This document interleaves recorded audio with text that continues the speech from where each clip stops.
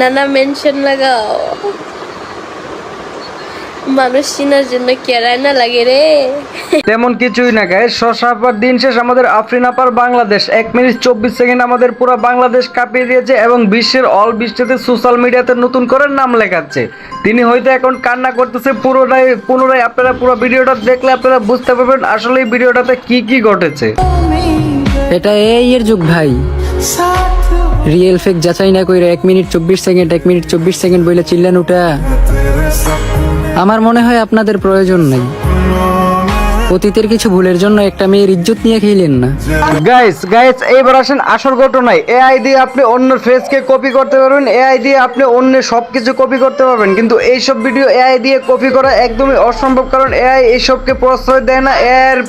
AI সাথে এইসবের কোনো তুলনা নাই, এআই সাথে এইসবের কোনো মিল নাই, কারণ এআই কোম্পানিতে এইসব ভিডিও চলে না।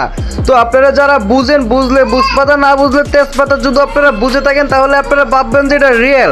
আসলে এআইতে ফেক বলতে কিছু নাই, এআইতে সব ভিডিওই রিয়েল হয়, কিন্তু এআই এর ভিডিও এআই এর কাছে থাকে, এইসব ভিডিও কখনো এআই এর কাছে যায় না। নানা মেনশন লাগাও, মানুষ চিনার জন্য কেরায় না লাগে রে। মানুষ চিনার জন্য দুঃসময় যথেষ্ট। এক্স্যাক্টলি আমাদের প্রিয় আফরিন আপা, যে নাকি বাইরের ঋদ্ধিকে ফেল করে এখন সামনে চলে আসছে, কারণ ওনার সমালোচনা অনেকটা বেশি চলতেছে। বাট আপনার ভিডিওটা দেখে আমি পুনরায় মুগ্ধ হয়ে গেছি। এই ভাইরাল ভিডিওটা দেখে আমার মাথা মুথা পুরো ঘুরে গেছে।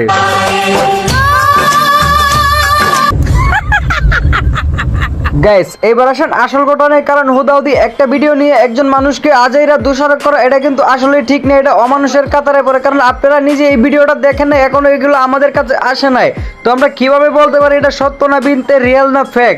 তো ভাই আজাইরা হাউমাউ কাউ বাদ দিয়ে নিজেরা নামাজ পড়েন, আল্লাহর নাম লন, ভালো থাকবেন, সুস্থ থাকবেন, আল্লাহ হাফেজ।